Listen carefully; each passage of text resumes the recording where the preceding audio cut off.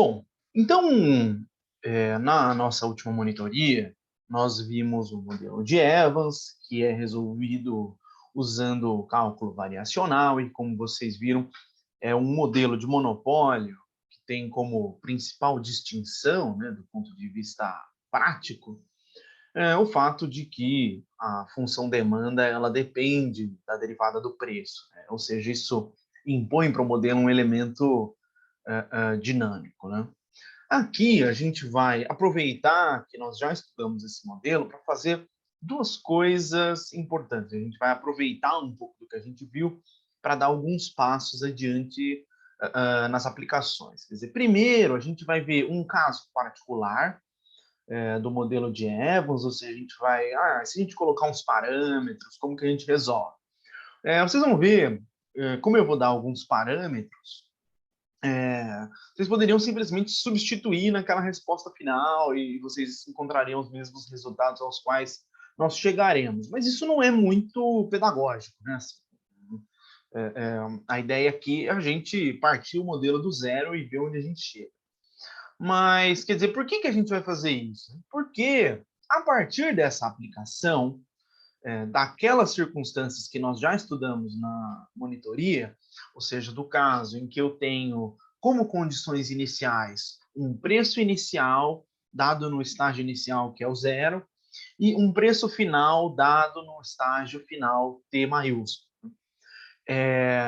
Aqui a gente vai observar um caso particular dessa história, que a gente vai fazer a seguinte pergunta, né? E se eu não colocar o preço final como dado, né? Se eu der um grau de liberdade a mais e disser o seguinte, bom, o meu preço ele só tem que ser maior do que tanto, né?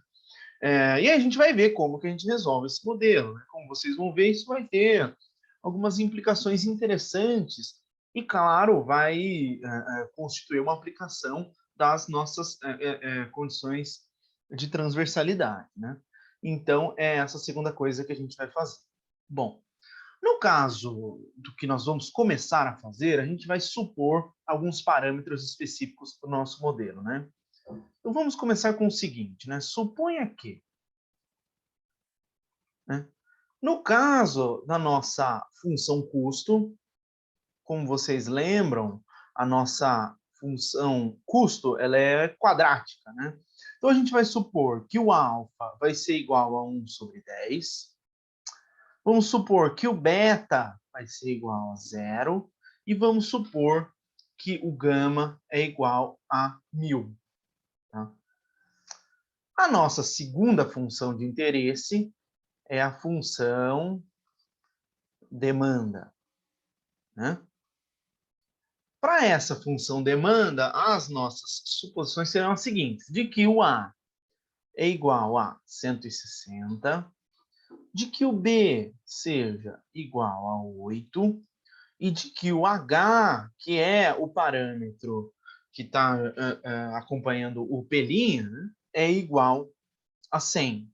Observem que na última monitoria a gente tinha feito uma discussão sobre o sinal do H, né? Aqui a gente está supondo um H positivo, mas uma das conclusões a que nós chegamos é que esse modelo ele é geral o suficiente para contemplar, inclusive, casos em que o H é negativo, porque, no fundo, os nossos resultados dependem só de H ao quadrado, né? Ou seja, o sinal para o resultado ele é irrelevante, né?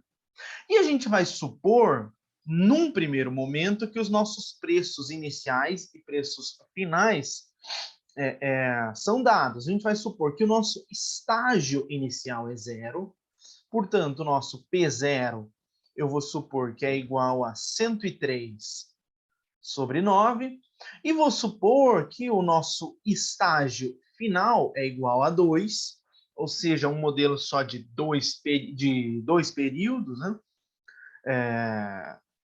No fundo aqui é contínuo, né? Mas vamos supor que o tempo vai só de 0 a 2, né? E o nosso preço final vai ser igual a 139 sobre 9, tá bom? Essas são as nossas suposições iniciais. Notem vocês que, a partir dessa nossa suposição, né, a respeito da função custo, a gente vai chegar na seguinte função que o CQ é igual a 1 sobre 10 vezes Q ao quadrado, né? Mais 1000, né? Porque o nosso beta, perdão, a gente está supondo que é igual a zero, tá? E da nossa função de demanda, a gente vai ter a seguinte função, né? Que a quantidade demandada, que é função, como vocês lembram do P e do P', ela vai ser igual a 160 menos 8P mais 100 P', tá bom? E essa, portanto, vai ser a nossa função de demanda. Como vocês já devem estar se lembrando, na nossa discussão a respeito do modelo, a gente tentou montar, a partir dessas funções que a gente conhece, quais sejam a função custo e a função demanda, quer dizer, supondo, evidentemente, que a quantidade demandada é igual à quantidade ofertada, que a gente vai chamar tudo de Q, no fim das contas, né?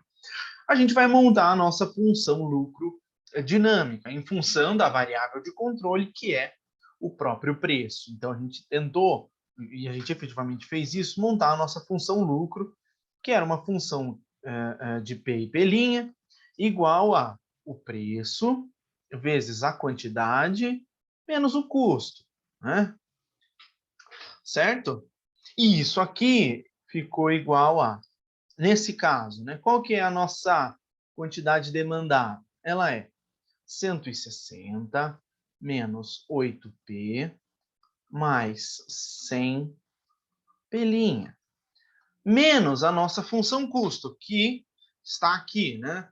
Vai ser menos 1 sobre 10 vezes Q ao quadrado menos 1000.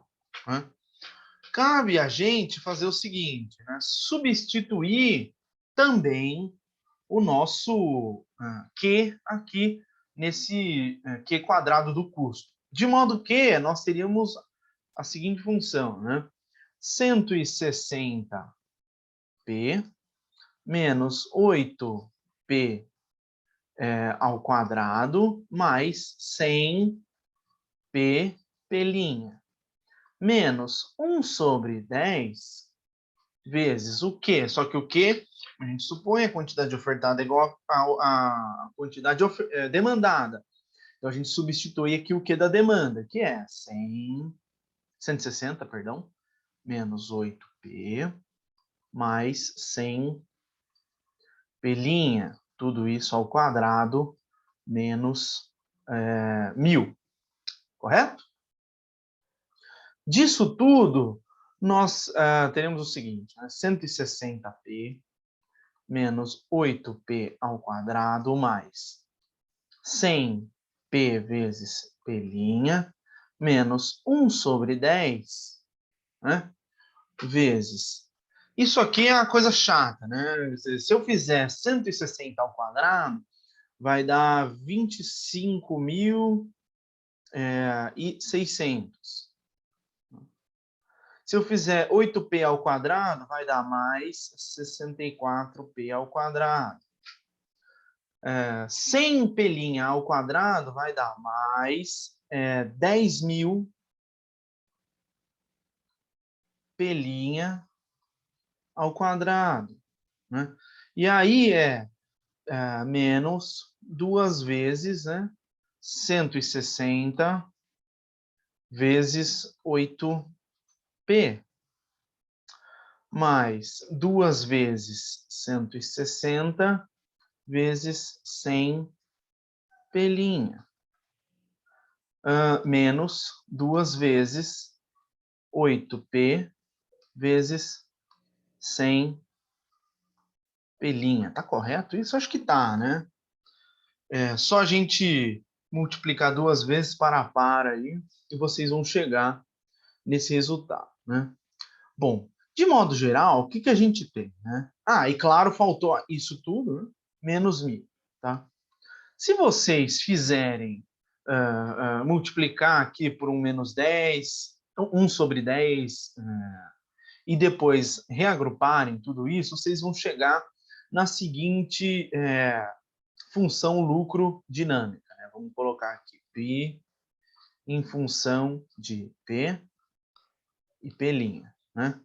Vocês vão chegar no seguinte, né? Que 416P menos 14,4P ao quadrado mais 260P P' menos 1000P' ao quadrado menos 3.200P' menos 3.560, tá? Essa é a nossa função lucro dinâmica, que vocês chegarão aí se fizerem as contas e reagruparem aqui. Não vou fazer para não ficar aqui com uma álgebra tediosa e que não vai, enfim, agregar muito. A gente vai se concentrar aqui em resolver as equações, tá? Veja, então vamos resgatar. Qual é o nosso problema, né? Vamos relembrar um pouco a nossa memória de qual é o que a gente está querendo resolver, né?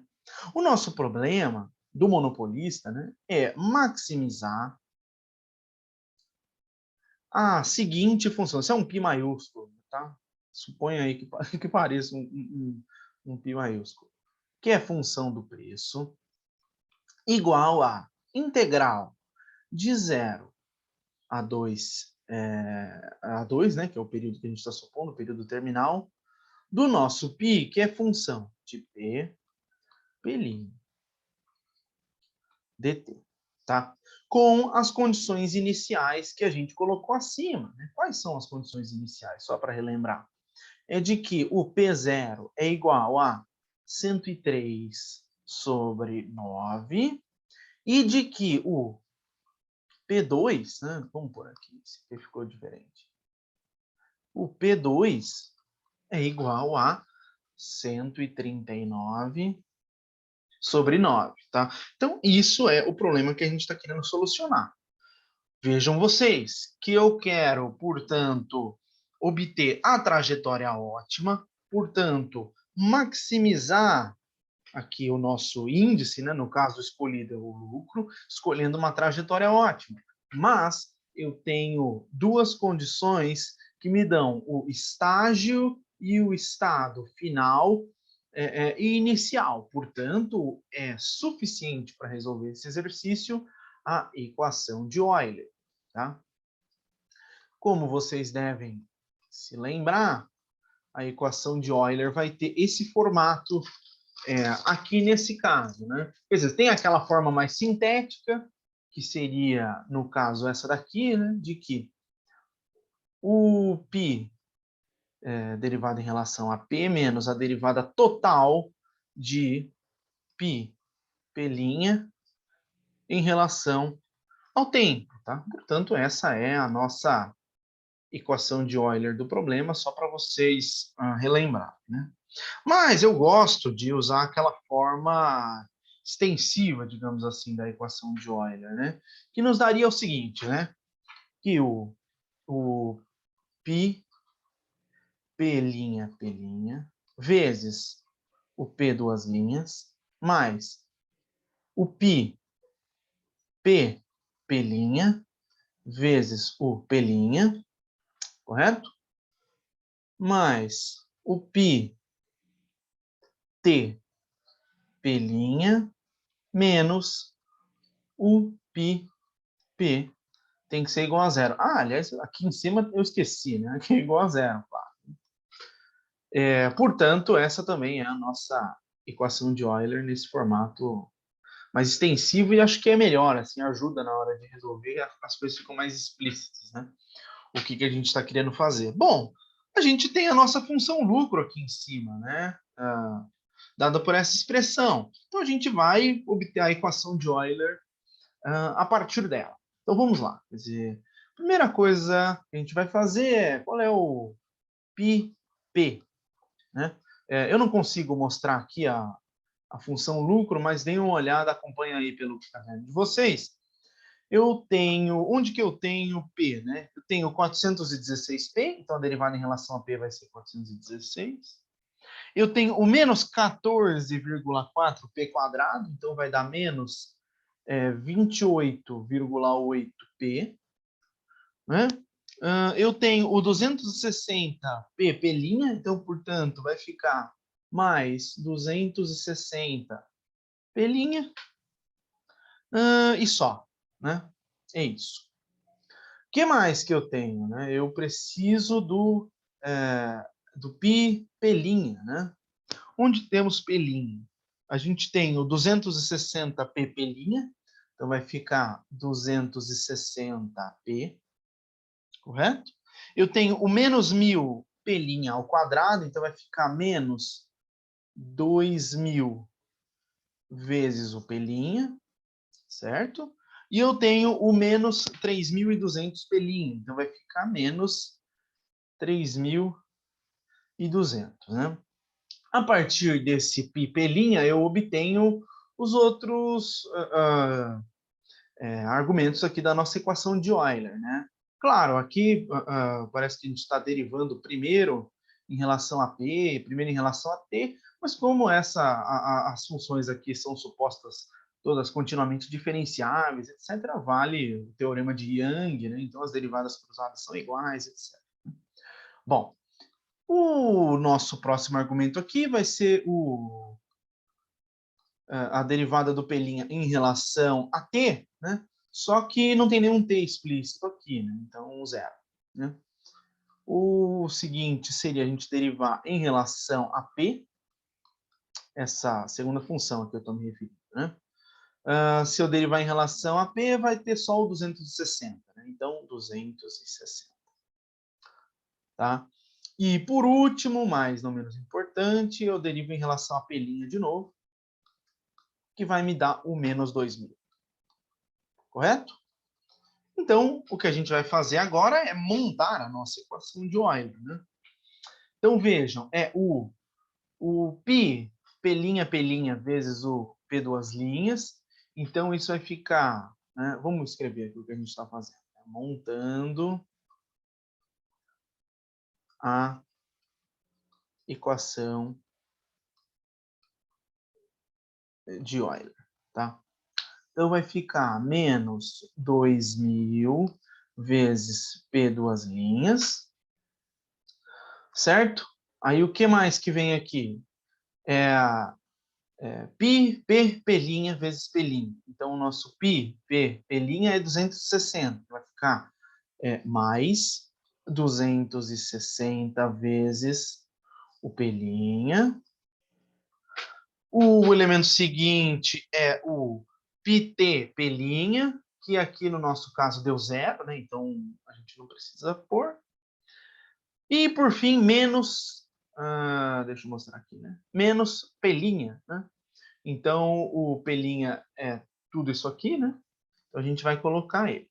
Então vai ser, vou deixar aqui para vocês verem, né?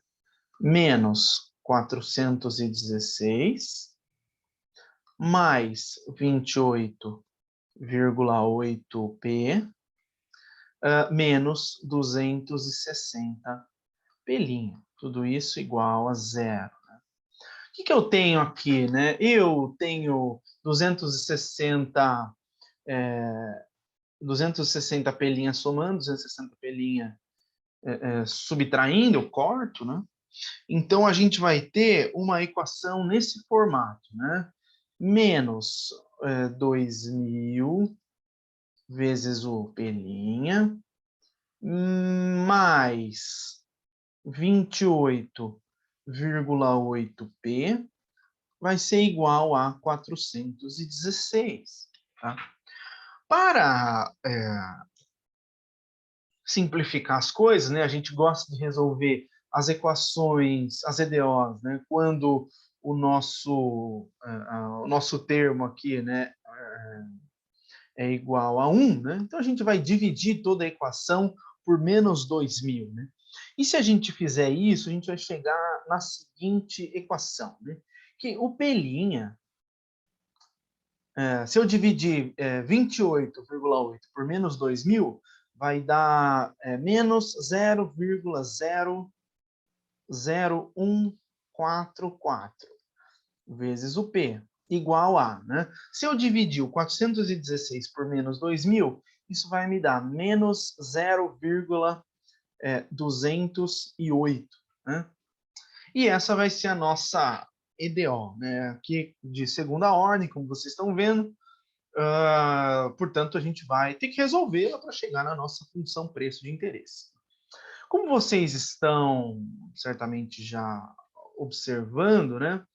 A gente não tem pelinha nessa expressão, né? De modo que a nossa equação característica vai ser tal que o r ao quadrado menos 144 vai ser igual a zero. Isso aqui vai ser igual a raiz de, mais ou menos, né? Claro, mais ou menos a raiz de 0,00144, que vai ser igual a mais ou menos 0,12, tá bom? Portanto, a gente já tem as nossas raízes características, já está configurada a nossa solução homogênea, né? Para a gente chegar, como essa EDO que a gente tem para resolver não é uma equação homogênea, a gente tem aqui o nosso termo, um termo diferente de zero, portanto, a gente tem solução particular, né? Para obter a solução particular, a gente simplesmente, né, vai obter o seguinte, né? Para obter a solução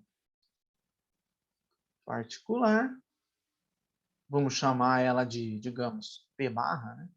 Vai ser igual a menos 0,208 dividido por menos 0,00144, né? Que vai ser exatamente igual, né? Se vocês fizerem as simplificações, 130 sobre 9, que é 14,444. Mas a gente vai ficar aqui com o nosso 130 sobre 9, né, que é mais bonito. Portanto, a gente já tem aqui a nossa solução geral do problema, né? Opa! Solução geral. Que é o quê, né? A nossa função preço vai ser igual a A1, que é uma constante, que eu não sei quanto é que é, elevado a 0,12t, mais A2 vezes E elevado a menos 0,12t, mais 130 sobre 9, tá? Vejam vocês que a gente tem duas constantes. Como a gente tem duas condições iniciais dadas, né? Eu sei o preço inicial e eu sei o preço final, isso é suficiente para eu encontrar as duas constantes. Eu tenho duas incógnitas, eu tenho duas equações, né? Então, vamos encontrar quais são essas constantes, né? Encontrando A1 e A2, tá? Vejamos o seguinte, né? O que eu sei sobre o P0? A gente sabe que o P0 é igual a, segundo a nossa suposição, se vocês olharem ali em cima, a gente supôs que o P0 é igual a 103,9, tá? Portanto, eu tenho que o meu P0 vai ser igual a aquilo que vocês já sabem, né? Eu vou E elevado a zero é igual a 1, então vai ficar A1 mais A2 igual a 103,9, correto? Claro. Na verdade, eu estou esquecendo a nossa constante, né? a nossa solução particular. Então, vai ser A1 mais A2 mais 130,9. E isso aqui igual a 103,9. Correto? Portanto, se eu fizer, né, o A1 mais A2 e passar isso para o outro lado, vai dar 103,9 menos 130, eu falei 103,9, não, 103 sobre 9 menos 130 sobre 9. Então, isso aqui vai dar menos 27 sobre 9, que é igual a menos 3. Correto? Portanto, né, eu tenho aqui, digamos assim, dessa condição que o A1 mais o A2 são iguais a menos 3. Vamos chamar isso aqui de condição 1. Tá certo? E o que a gente sabe sobre o nosso preço final, né, do período 2? Que esse preço ele é igual a, se eu não estou enganado, a 139 sobre 9. Tá certo? Foi isso que a gente supôs lá no começo. Né? Isso. Então, o que a gente vai fazer? Né? Eu sei o seguinte, olha, o preço no período 2 vai ser igual a o A1 vezes E elevado a 0,12 vezes 2. Então, elevado a 0,24, certo? Mais A2, né, vezes E elevado a menos 0,12 vezes 2. Então, menos 0,24. Tá? Isso aqui mais a nossa solução particular, que é 130 sobre 9. E isso igual a 139 sobre 9, que é quanto a gente supõe que seja o preço no período 2. Portanto, disso a gente chega aqui, o A1 vezes E elevado a 0,24, mais o A2 vezes E elevado a menos 0,24, sejam iguais a... se eu fizer 139 sobre 9 menos 130 sobre 9, vai dar 9 sobre 9, que é igual a 1. Correto? Então, essa aqui é a nossa segunda condição. Né? Bom, aí é só a gente fazer algumas substituições para chegar no nosso, na nossa constante de interesse. Né? Aqui, no caso, né, do 1, se eu fizer, eu vou chamar o seguinte, né? Vou isolar de 1, nós temos que o A2 vai ser igual a menos 3 menos A1. Então, isso aqui vai ser igual a menos 3 mais A1. Vamos chamar isso aqui de condição 1', pode ser? E o que eu vou fazer? Eu vou substituir, né, usando o nosso 1' em 2, né, que é a nossa segunda equação. Então, eu vou ter o seguinte, né, deixa eu baixar aqui. Eu vou ter o seguinte, vai ser o A1 vezes E elevado a 0,24 menos, né, o A1 mais 3 vezes E elevado a menos 0,24. Tá? Aqui ficou menos porque esse 1' tem sinal negativo. Né? Estou substituindo ali no A2. Correto? Então, isso a gente sabe que é igual a 1. Muito bem.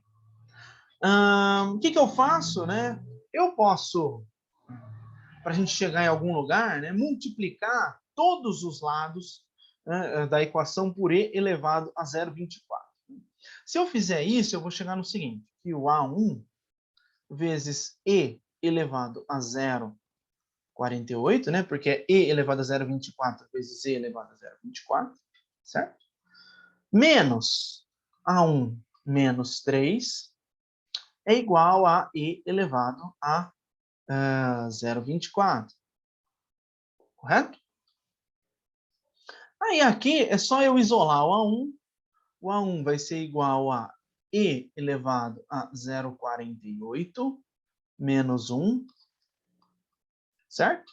Igual a e elevado a 0,24 mais 3. Portanto, disso a gente chega que o nosso A1 é igual a e elevado a 0,24 mais 3 dividido por e elevado a 0,48 menos 1, certo? Se vocês fizerem essa conta na calculadora e etc., vocês vão chegar que o A1 vai ser aproximadamente 6,933. E é exatamente isso que no livro do Xiang vocês vão encontrar, né?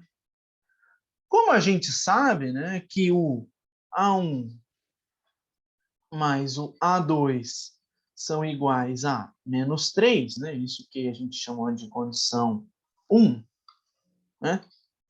Então, portanto, é evidente que o nosso A2, né, vai ser igual a menos 9,933, tá? De modo que, se a gente for dar para esse problema uma solução final, né? Vamos colocar aqui a nossa solução final. A gente vai dizer, olha, para esses parâmetros que a gente encontrou, tal, a função preço ótima, né, o extremo, a trajetória ótima do monopolista, né, vou até botar uma estrelinha aqui, ela vai ser exatamente igual a 6,933 vezes e elevado a 0,12t menos 9,933 vezes e elevado a menos 0,12t, correto? Tudo isso mais 130 sobre 9, que é a nossa solução particular, tá certo? Portanto, esse aqui é o resultado final. E notem vocês que está correta a solução que o Xiang dá para esse problema no livro. E por que eu estou dizendo isso? Porque tem um problema que a gente vai resolver agora, que a solução que está lá não está certa, não. E a gente vai entender por quê. Então, vamos voltar. Quer dizer, o que eu disse que a gente faria aqui? Primeira coisa, uma aplicação. A gente acabou de fazer. Para certos parâmetros, a gente resolve o problema dessa forma, a gente encontra a trajetória ótima, encontra as constantes. Qual é o problema? A partir de agora, eu vou fazer vou colocar o seguinte problema, né? E se eu mantiver, ou seja, que nós vamos mantemos, certo? Que o meu P0 é igual a 100 e... Quanto que era o P0 mesmo? 103 sobre 9. Certo? Mas a gente vai deixar de lado a suposição de que o preço final ele tem que ser igual a 139 sobre 9. E, em vez disso, nós vamos supor que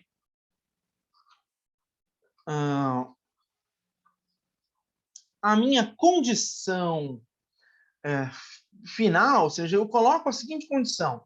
O preço final, né, o preço final no período 2, ele tem que ser maior ou igual a 10. Né? Quer dizer, notem o seguinte, né? Eu estou colocando uma condição, ele pode ser igual a 10, mas não necessariamente, ele precisa ser maior ou igual. Né? Qualquer desses casos está satisfeito. Qual é esse problema? Né? Quer dizer, naquele caso em que vocês viram no capítulo 3, nas condições em que eu não tenho os pontos finais dados, né? Ou seja, os pontos finais são variáveis, existem vários casos. Existe a linha terminal horizontal, a linha terminal vertical, e existem os casos truncados, né? Tanto a linha horizontal truncada quanto vertical truncada. Qual é esse caso? Né? Observem vocês que eu estou ainda mantendo que o período final é o período 2.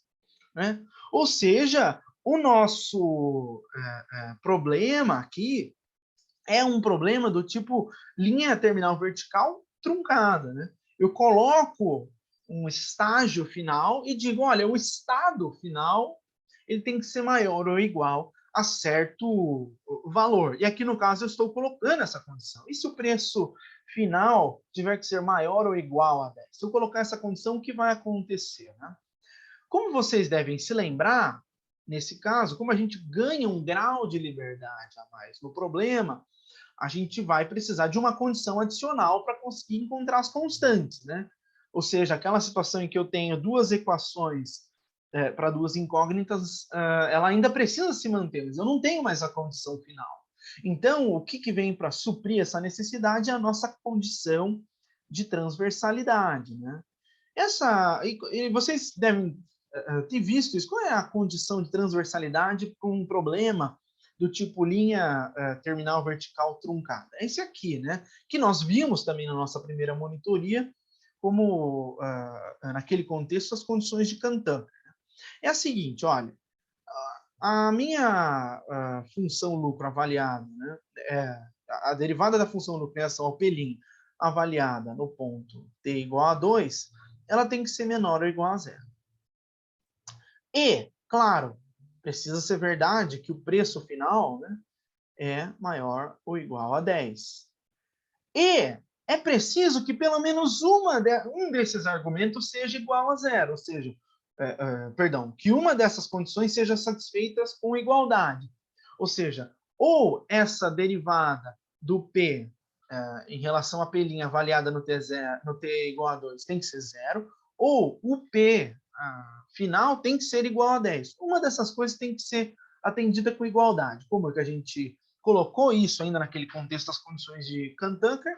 Era que o P2 menos 10 vezes o π' avaliado no T final é igual a zero. Então, essas três condições constituem nossas condições de transversalidade para esse problema, né? Se vocês forem ver, lá no próprio capítulo do Chiang, né, no capítulo 66, não, na página 66, ele vai dizer o seguinte, né, qual é a estratégia de prova, estratégia de solução desse problema que a gente pode adotar para resolver esse problema, né? É o seguinte, a gente vai tentar verificar se a gente encontra alguma solução estabelecendo que que essa primeira condição seja atendida com igualdade, ou seja, que o π' avaliado em t igual a 2 seja igual a zero, né? A gente estabelece essa condição e vê qual é a solução final que a gente encontra. Se, a partir dessa condição, a gente encontra que está atendida essa restrição de que o P final seja maior ou igual a 10, a gente tem que o nosso problema está resolvido, né? Ou seja, a gente vai dizer que essa restrição, ela não teve que ser, ela não está ativa, né?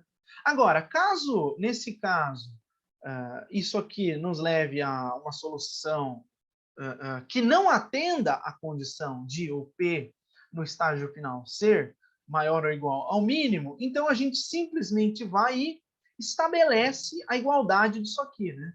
Ou seja, a gente vai simplesmente estabelecer, olha, então vamos supor que é exatamente igual a 10. E daí, nesse caso, isso vai ser atendido necessariamente, né? Então, observem vocês o seguinte, a gente vai partir da suposição, a gente vai tentar chegar em algum resultado, supondo que essa igualdade vale, tá certo? E caso isso não aconteça, ou seja, a nossa restrição aqui não for atendida, então a gente simplesmente vai e impõe a condição, né? Ou seja, a gente vai dizer, então o P2 é igual a 10, correto? Então a gente vai ver o que vai acontecer nesse caso, né? Observe o seguinte, né? Nessa situação, a gente ainda está supondo essa condição inicial de que o P0 é igual a 103 sobre 9. Portanto, o que ainda vale, né? Quando a gente transforma o problema, essa equação geral, essa solução geral que nós encontramos aqui, né, ela ainda continua válida. Né? Ou seja, isso aqui, ó, que a gente encontrou, ainda vale. Né? Então, eu até vou usar ela mesma aqui para a gente usar, porque é exatamente a mesma equação. Ela ainda é válida. E o que mais vale também? Né? Vale a nossa primeira condição a respeito das constantes, né? Que é a de que, como a gente viu, né, a gente chamou isso, salvo engano, de condição 1, né, de que o... Ah, tá azul aqui. De que o A1 mais o A2 é igual a menos 3. Por que isso ainda vale? Porque eu obtive isso a partir da suposição de que o P0 é igual a 3 sobre 9, mas isso ainda está valendo. Então, para a gente chegar na nossa solução para o caso de um problema de linha terminal vertical truncada, a gente vai supor, evidentemente, que essa condição inicial ainda está válida, porque isso está no problema.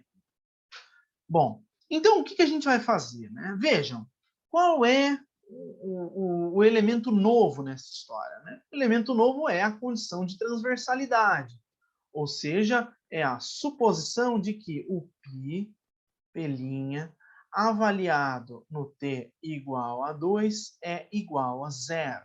Tá? Mas o que é o π'? Né? Se vocês olharem aí, o π', ele é exatamente igual a 260p menos 2000 P' menos 3200. Né? É evidentemente que nesse caso da condição de transversalidade eu vou ter que avaliar esses preços em t igual a 2 e dizer que ele tem que ser igual a 0. Né? Mas antes disso, vamos lembrar, né? O que é o P, portanto? Né? O P é isso aqui que a gente já viu. Ó. Vamos recuperar ele aqui de novo. Isso aqui ainda vale, correto? Então, isso aqui que a gente vai... Opa! É isso aqui que a gente vai continuar usando no nosso problema. Tá? Eu estou até copiando aqui para vocês verem que no que se refere a isso, o nosso problema continua exatamente o mesmo. Tá? Esse é o P. Agora, para eu usar, notem vocês que eu preciso do P', né? Está aqui. E qual é o P'? A gente vai obter ele agora. Né? Então, vai ser, o que é o P'(T)? Né? Vai ser igual a, se eu derivar isso aqui em relação a T, vai dar 0,12 vezes o A1 vezes E elevado a 0,12T. Né? Se eu derivar o segundo termo aqui em relação a T, vai dar menos 0,12 vezes A2 vezes E elevado a menos 0,12T. E se eu derivar a constante, vai dar zero. Tá? Então, a gente vai usar isso aqui. Né? Vamos chamar essa equação aqui em cima de equação 3. Tá? E isso aqui de equação 4, tá bom? Muito bem. Observem vocês o seguinte, né? Da nossa condição de transversalidade, eu tenho que isso aqui, essa equação aqui de cima, avaliada no ponto, né? Estou recolocando aqui para vocês lembrarem. Estou dizendo o seguinte, a minha condição de transversalidade é que isso aqui avaliado no ponto 2 tem que ser igual a 0. Tá? Então, vejam só vocês, né? O que eu posso fazer a esse respeito? Olha, vamos ver onde é que a gente chega. Né? Seria o seguinte, ó, 260 vezes o P avaliado em 2, menos 2.000 vezes P', também avaliado em 2, menos, né, 3.200 é igual a 0. Correto? Se eu simplificar, né, dividir tudo aqui por... tá, vamos deixar o P', vamos dizer assim, né, vamos colocar a equação dessa forma. 2.000 P' avaliado em 2, mais 260 P2, isso aqui tudo é igual a 3.200. Se eu dividir tudo por menos 2.000, né, eu vou chegar na seguinte equação, que o P'2 menos 0,13 vezes o P2 é igual a menos 1,6. Tá bom? E a gente vai chamar isso aqui de equação 5. Certo? Muito bem. Notem vocês que o que cabe agora é a gente substituir essas equações 3 e 4, avaliadas em t igual a 2, nessa equação 5. Né? E aí a gente vai chegar na forma da nossa condição de transversalidade. Né? Então vejam vocês, vamos fazer passo a passo. Né? O que seria o P' avaliado em 2? Seria essa equação 4, substituindo aqui onde tem t, usando 2. Então vamos lá. Né? Isso aqui, né, vai ser igual a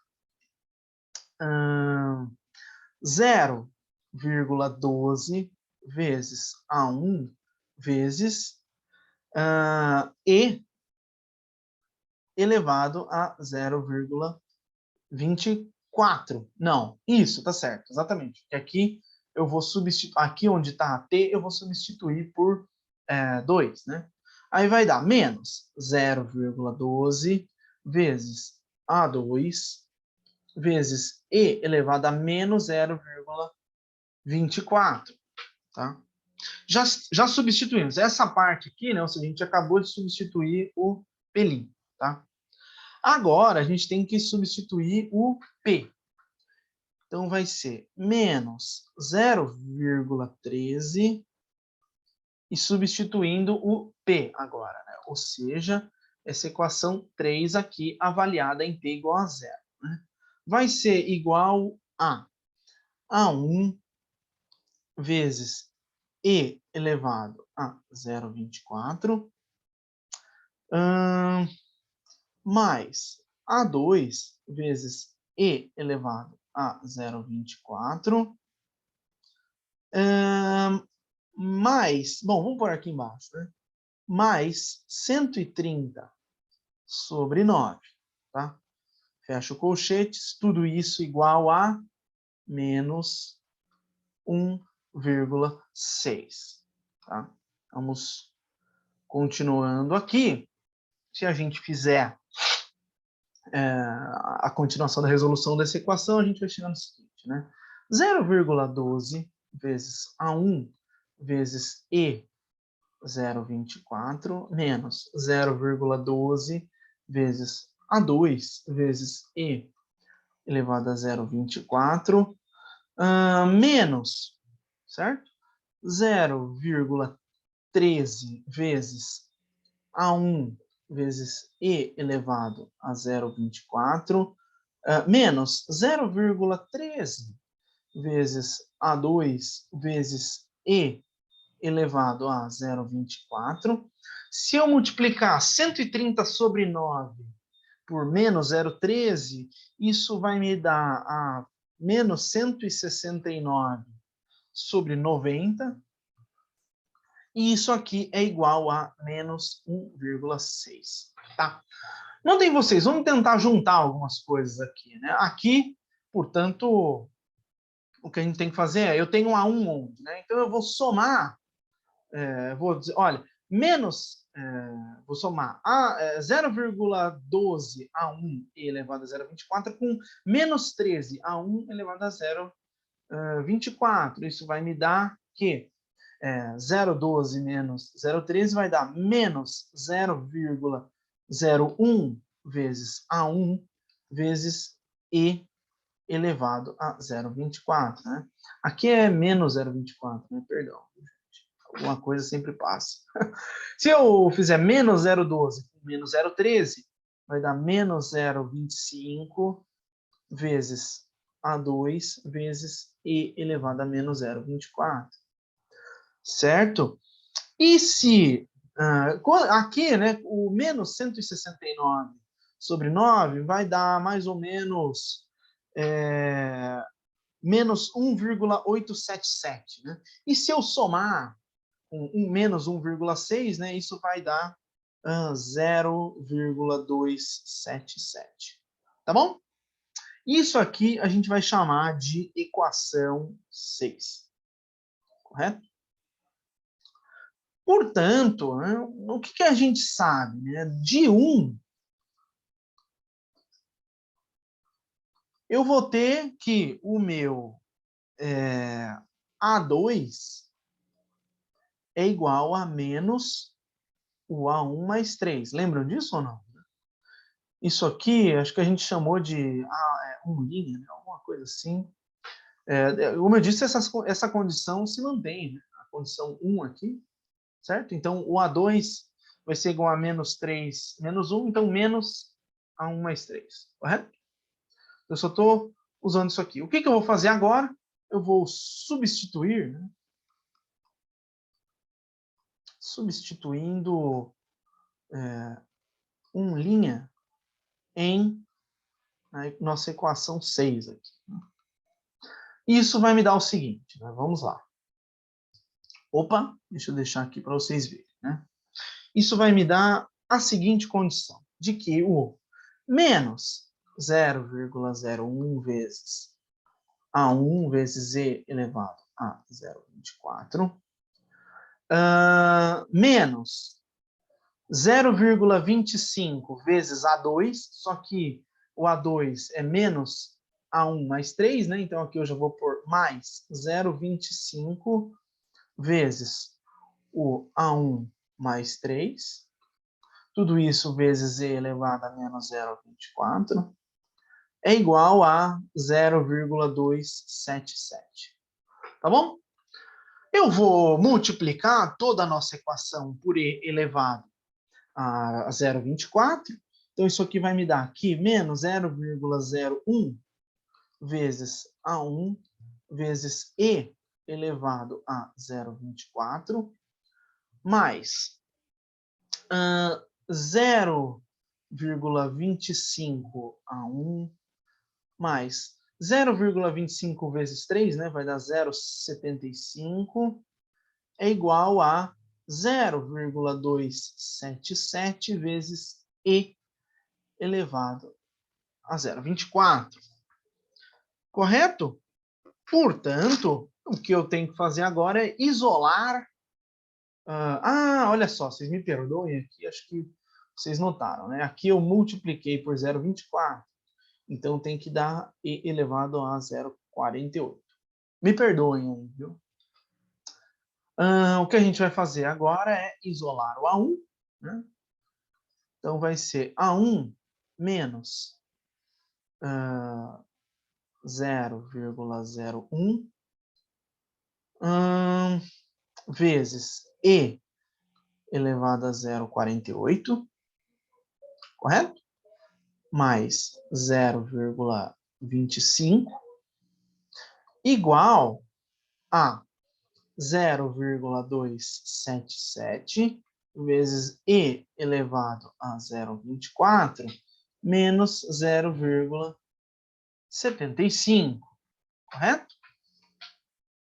Portanto, o nosso A1, né, vai ser igual a 0,277 vezes E elevado a 0,24 menos 0,75, tudo isso dividido por 0,25 menos 0,01 vezes E elevado a 0,48. Se vocês fizerem quanto isso dá, né? Isso dá mais aproximadamente menos 1,701. Tá bom?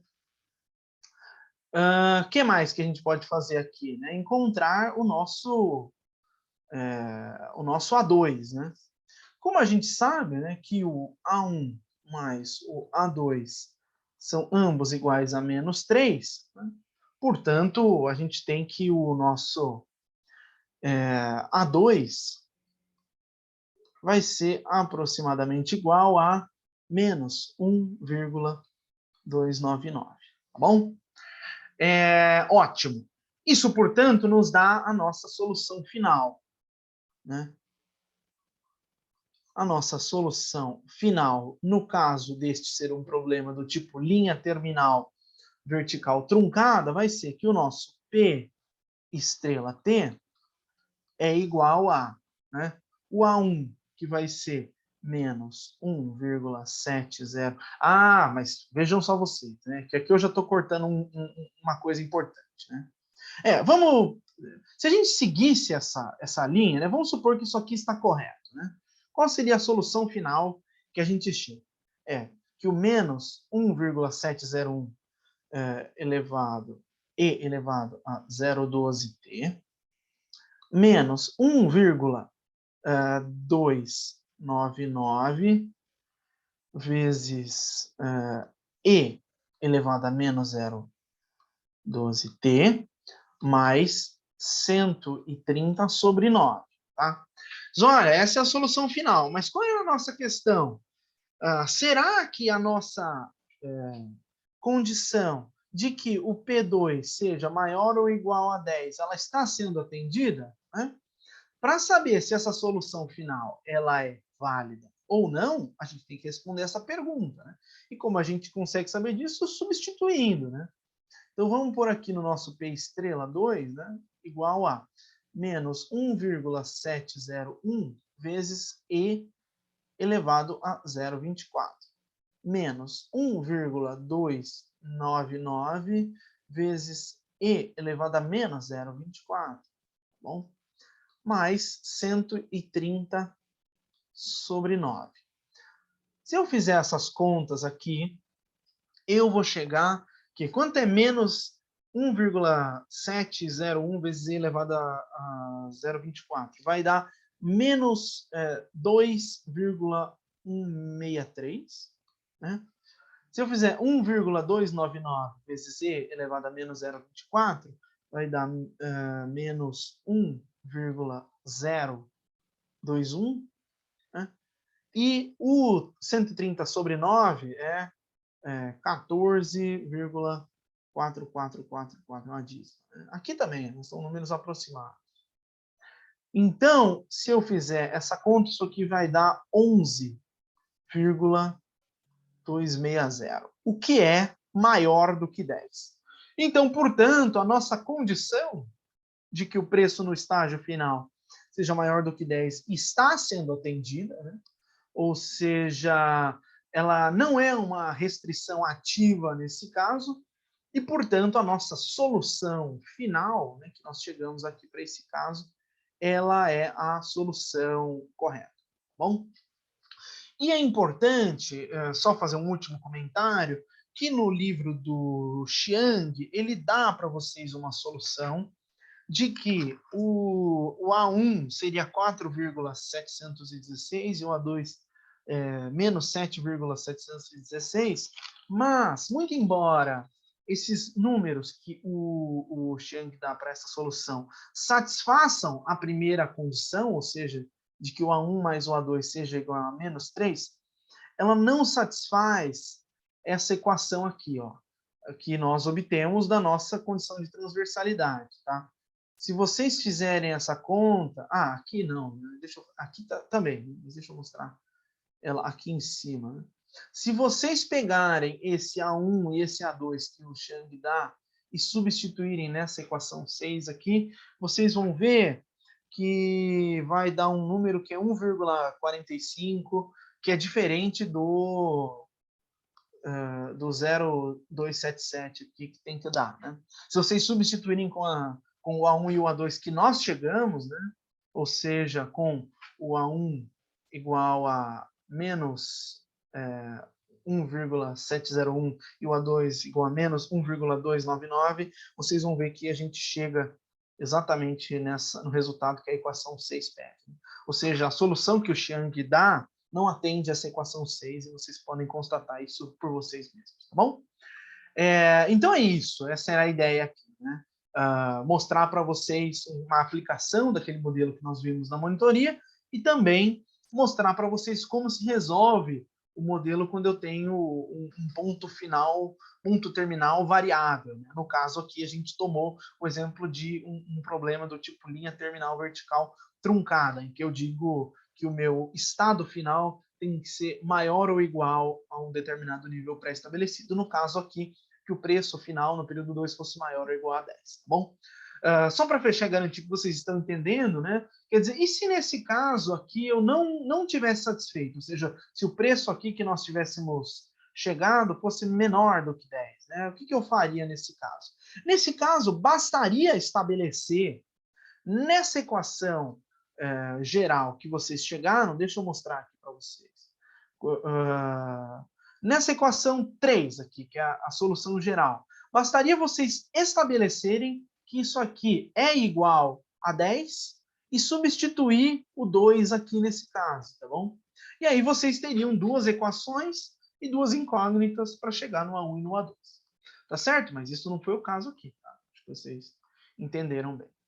É isso que eu tinha preparado para a gente discutir a respeito dessa extensão, né, do modelo de Evans.